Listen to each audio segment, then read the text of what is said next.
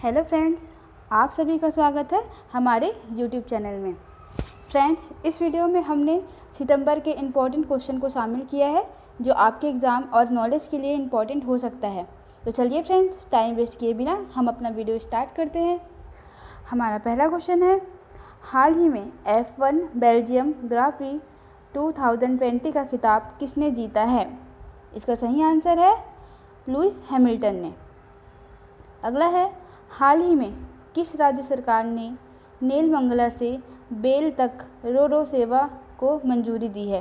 तो इसका सही आंसर है कर्नाटक राज्य सरकार ने रो सेवा को मंजूरी दी है।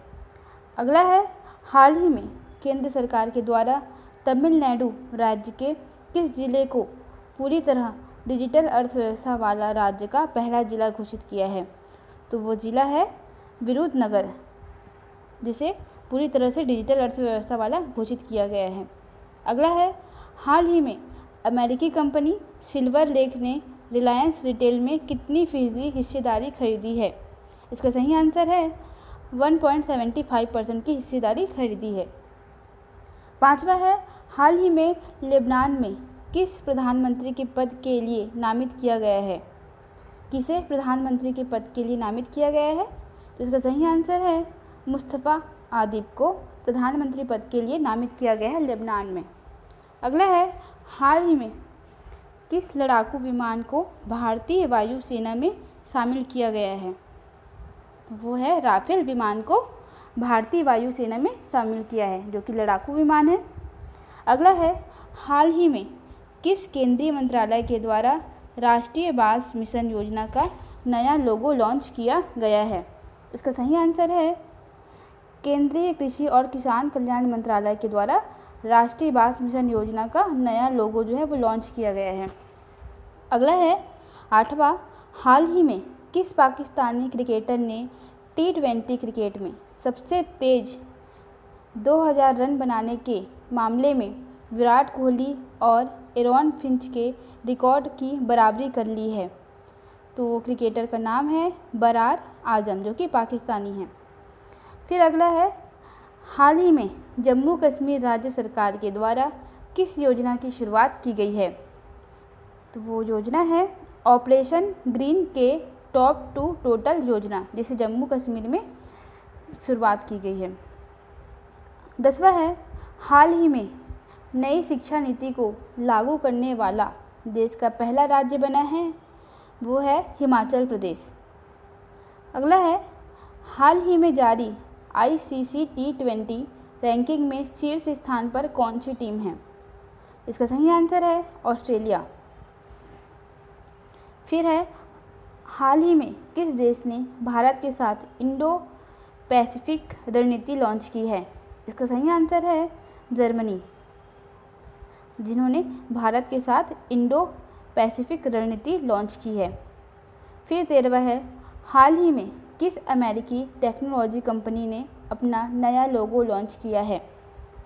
तो नाम है उनका इंटेल, जिन्होंने नया लोगो लॉन्च किया है।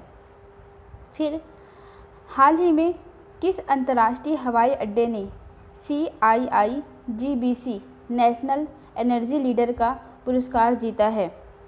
वो है हैदराबाद इंटरनेशनल एयरपोर्ट, जिन्होंने CIIGBC नेशनल एनर्जी लीडर का पुरस्कार जीता है। फिर हमारा अगला क्वेश्चन है, हाल ही में ब्रिक्स खेल 2021 की मेजबानी किस देश को दी गई है? इसका सही आंसर है भारत। भारत को 2021 की मेजबानी का वो करेगा। फिर अगला है, हाल ही में खगोल वैज्ञानिक प्रोफेसर गोविंद स्वरूप का कितने वर्ष की उम्र में निधन हो गया है? इसका सही आंसर है 91 वर्ष की उम्र में उनका निधन हो गया है, जो कि खगोल वैज्ञानिक थे। उनका नाम था प्रोफेसर गोविंद स्वरूप। अगला है, हाल ही में इंटरनेशनल चेस फेडरेशन के पहले ऑनलाइन चेस ओलंपियाड में किस देश को विजेता घोषित किया है? इसका सही आंसर है भारत और रूस को संयुक्त रूप से विजेता घोषित किया गया है। अगला है, हाल ही में भारत और किस देश के बीच 203 राइफल के भारत में निर्माण को मंजूरी दी गई है? इसका आंसर है रूस। फिर अगला है, हाल ही में जननायक जनता पार्टी का राष्ट्रीय अध्यक्ष किसे चुना गया है? तो उनका नाम है अजय सिंह चौटाला, जिन्हें जननायक जनता पार्टी का राष्ट्रीय अध्यक्ष चुना गया है। अगला है, हाल ही में तेलुगु फिल्म अभिनेता जयप्रकाश रेड्डी का कितने वर्ष की उम्र में निधन हो गया है? इसका सही आंसर है 74 वर्ष की उम्र में निधन हो गया है, जो कि तेलुगु फिल्म अभिनेता है जिनका नाम है जयप्रकाश रेड्डी।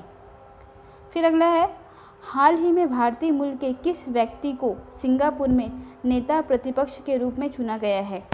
इसका सही आंसर है प्रीतम सिंह, जिन्हें सिंगापुर में नेता प्रतिपक्ष के रूप में चुना गया है, जो कि भारतीय मूल के हैं। और अगला क्वेश्चन है, हाल ही में प्रथम अंतर्राष्ट्रीय स्वच्छ वायु दिवस कब मनाया गया है? इसका आंसर है 7 सितंबर 2020 को। हाल ही में रूस ने किस राइफल के भारत में निर्माण को मंजूरी दी है?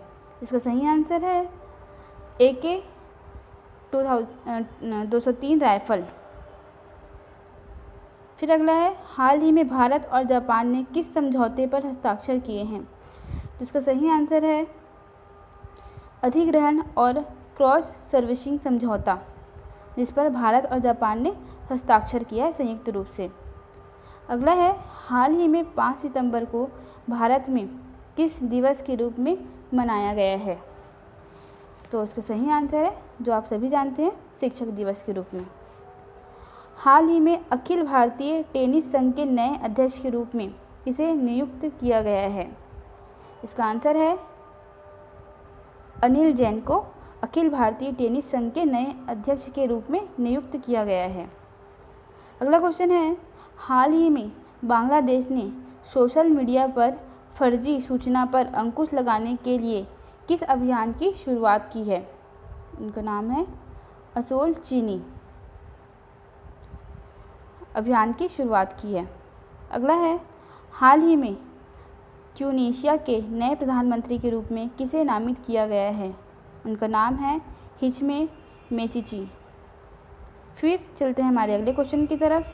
हमारा अगला क्वेश्चन है, हाल ही में जारी ease of doing business 2019 ranking में दूसरे स्थान पर है, उनका कौन है? उत्तर प्रदेश, जो दूसरे स्थान पर है।